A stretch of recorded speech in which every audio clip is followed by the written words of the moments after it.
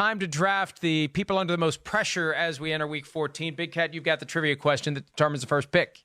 All right, Mike. Despite their loss last night, the Cowboys are still in first place in the NFC East with a 6-7 record. Who is the last team to win a division with a losing record? Seattle Seahawks, 2010, 7-9. Oh, Mike. Ron Rivera's right in front of you. The Carolina Panthers. 7-8-1. No, Mike. I forgot about that. 7-8-1, 2014, 7-8-1. You're right. Back to back to back. The middle back was not all that impressive, but they still won the division. All right, go ahead. Take the first pick. That is funny that he's talking about back to back to back, and it was 7-8-1. Oh, man, that connected perfectly. All right, my first pick, it's an easy one. The most pressure this weekend, how about the Patriots wide receivers? The Patriots wide receivers, after having a poor game on Sunday Night Football, after Tom Brady yelling at them, it's clear that they are the weakest link when it comes to this Patriots team. You could probably throw in the offensive line as well. But getting separation on Sunday, making Tom Brady's job easier is clearly a focus here for the Patriots. So I think they're under pressure to perform, to step up, and help their quarterback hopefully get in the win column there. Yeah, and, I had Tom Brady on my list. I'm not going to make him one of my picks because this is part of the, purpose to have the conversation about the game. I think he's under pressure because people are starting to pay closer attention to how much of the problem he is. That's one of the things Sims was beating on all week. The idea that Brady never gets criticized, and maybe he is part of the problem, and maybe he isn't. But I think now that this has kind of reached full boil with him, giving those guys the business on the sideline last Sunday night against the Texans, I think that people are going to be watching more closely everything Brady does. And he's got the elbow injury and the toe injury, and he suggested last night to Jim Gray of Westwood One that it's no big deal. But I think we're going to watch Brady more carefully. He's out there on the field again, matching with Patrick Mahomes. And if he does not play well, more people are going to say maybe he's part of the problem. We'll also throw in there with those video clips, Tom Brady's barber is maybe under pressure because he went a little heavy on the dye job there. That's not dye. What are you talking about? That's not dye. Okay. That is the natural color I dye of the my hair he's wearing. Mike, you dye your hair. We're two guys that dye our hair. I don't. First of all, I don't dye my hair. Second of all, I'm saying that's the natural color of the hair system that he has. It's not dye. Oh, okay. No. All right. Gotcha. I'm gonna go Carson Wentz. Carson Wentz in Philly. If the game Monday night was in New York, no pressure. And the Eagles fans are not going to be satisfied at all by the fact that the Cowboys lost. They don't care. They're as angry as any fan base right now. The Eagles have looked horrible. And if they stumble around in the first half against the Giants, who are not good, with Eli Manning dusted off and oiled up like the Tin Man and put back out on the field, they are going to hear it loudly. And it will affect, at some point it's going to affect them. That fan base, they are going to be ready to pounce on the Eagles. It's the exact opposite of Jerry Jones, who's like, hey, we're still alive. The Eagles fans aren't going to care, and Wentz has got to bring it on Monday night, or it's going to get ugly in Philadelphia. An oiled up Eli Manning, got it. That's what you just said. Not oiled up like he's doing a pose down, like oiled up like he's the Tin Man. He can't move. Man. Yeah. All right. Yeah, that thing. All right. Good pick. I actually didn't even see this one because I didn't think we were doing Monday Night Football, but that's a good pick. I'll stay in New York. I'm going to say the Jets because the Jets, we talked about this with the Bears, how they're going to finish this season, how they need positive momentum going into next season. They might not make the playoffs. It's still a long shot, but anything that you can get that can get you into the next season is good when you have a young quarterback, young coach. The Jets are in that spot.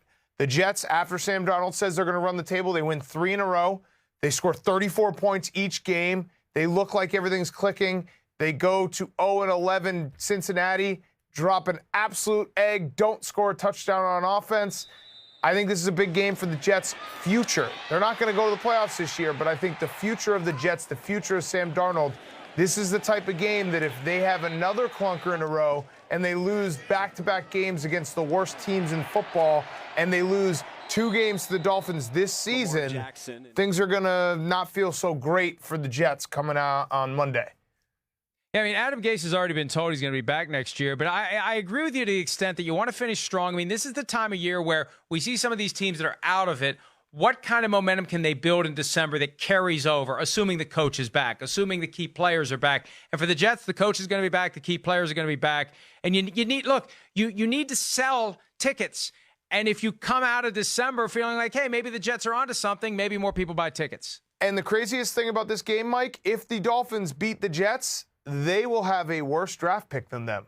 As crazy as it sounds, because the Dolphins were trying to tank all year, but that would be 4-8 and 4-8, and they'd have both wins against the Jets. So it's a little weird how the schedule has worked out. All right, I am going to go with a guy that we saw in the opening. He has made it clear that he needs to improve. He's had 2 horrible games back-to-back on the road against the Jets and against the Kansas City Chiefs, and that's Derek Carr. And look, the Raiders are still alive. They're 6-6. The Titans are coming into town for the, wait for it, Big Cat, penultimate game at the Oakland Coliseum. They got to win these games. And Derek Carr's got to play better. And if not, Andrew Luck's going to be the quarterback of the Las Vegas Raiders next year. So it's on Carr to put himself in a position where he actually is going to live in that house he's building next door to John Gruden in Vegas. Good pick, because I actually had this pick, so I like this pick a lot. I think the Raiders, it's very, very weird what's happened the last 2 weeks with them, because statistically they were actually not bad against the Chiefs. They had more yards than the Chiefs, but they got blown out in the scoreboard, and the game against the Jets was a total egg. So, yeah, this is a get-right game for the Raiders. Otherwise, this season is over. All right, my last pick, Mike. Let me pause a sec. We got some extra time. It really is not crazy to at least ponder the possibility of John Gruden deciding when it's time to upgrade at quarterback. He doesn't want to deal with rookies. We heard that every year in Tampa Bay. He didn't want to deal with Sims. He had nothing to do with drafting Sims. He wants a veteran who comes in, who is smart, who can run his offense, and who can get it done. And Andrew Luck is out there. And if Andrew Luck decides after a year out of football he wants to come back, Gruden will move heaven and earth to try to get him onto the Raiders. Will he pull it off? I don't know. First step is Luck has to want to come back. But that was the whole genesis of this conversation yesterday. I just got this weird feeling, and if I'm John Gruden, I'm trying to get Andrew Luck. He's the best available quarterback out there, and he's sitting on the couch. All right, go ahead, make your pick. You don't think that Jim Irsay would have a big issue with that? Well, you trade for him. Trade for him. Jacoby Brissett's their guy. Okay, Jacoby Brissett's their guy. That's fine. Okay. I'll throw out another name for the Raiders. What about a trade for Drew Brees? He's going to be a free agent, so you don't have to trade for him. Oh, there you go. I was actually joking. I was just trying to hot take you. How about Deshaun Watson in Las Vegas? But he's under contract. The Texans it's another joke. Okay, all right. All right. Next up. Who's sleep deprived here? I'm just running off Patrick of the Mahomes? Bears. I'm running off. Yeah, that's a good call. I'm running off the Bears win. It's fueled me. It's given me extra life. All right, my last pick, Mike. I am going to go with, I don't know. I have a couple here. You know what? Let's go with the Minnesota Vikings. Your Minnesota Vikings. We talked about this game in the first hour. The Vikings season has been very good. The Vikings season has been also, when you look back at the schedule, very similar to what Kirk Cousins does. He beats up on bad teams, and he loses to the good teams. So if that's going to continue, they should beat up on the Lions, and they should get right here. And this is one of those games where now they can't really slip up here because they have the Packers and Bears week 16 and 17. They need to be focused. They need to win this game. And I know they obviously don't have a ton of pressure because they're 8-4 and they're a much better team than the Lions.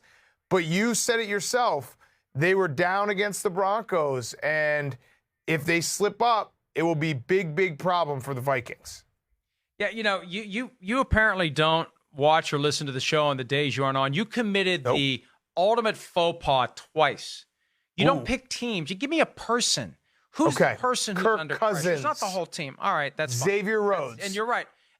Yeah, forget about him. It's Kirk Cousins. Without question, it's Kirk Cousins. Because look, in hindsight, that win over the Cowboys isn't nearly as impressive as it was at the time because the Cowboys stink.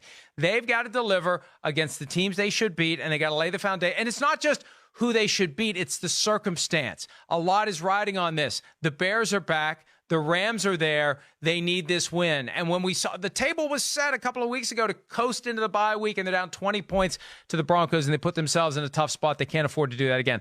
All right, I'm going to go. I'm either going Derek Carr, or not Derek Carr. We went Derek Carr, Drew Brees, or Jimmy Garoppolo. And I'm leaning Brees. Brees at home against an elite team. And it's not just, can Brees make the throws at the right time? Is Brees going to buy into whatever Sean Payton concocts to beat the 49ers? Check the ego at the door. Let Taysom Hill throw the ball. Not show, and Brees knows how to play the game and not show frustration. He knows the camera's going to be on him. But can he do everything that's expected of him and willingly not do more than what they want him to do if they are going to showcase Taysom Hill, if he is the secret ingredient to beating the 49ers? I just think Brees has to be completely locked in, dialed in, and fully accepting of what could be a reduced role, because a reduced role for Brees may be the only way they're going to beat the 49ers. Mike, I really like that pick. I think that's a great pick. You also see who Drew Brees has played since he has come back. Beat the Cardinals, lost to the Falcons, beat the Bucs, Panthers, and Falcons. So not exactly murderer's row of teams here. This is his first big test since he has come back.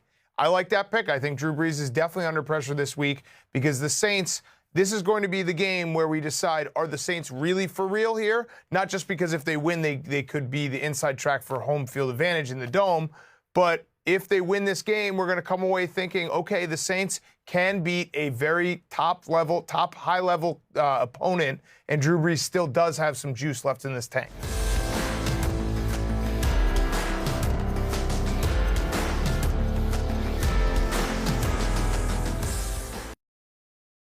Hi, I'm Mike Tirico, and thanks for watching.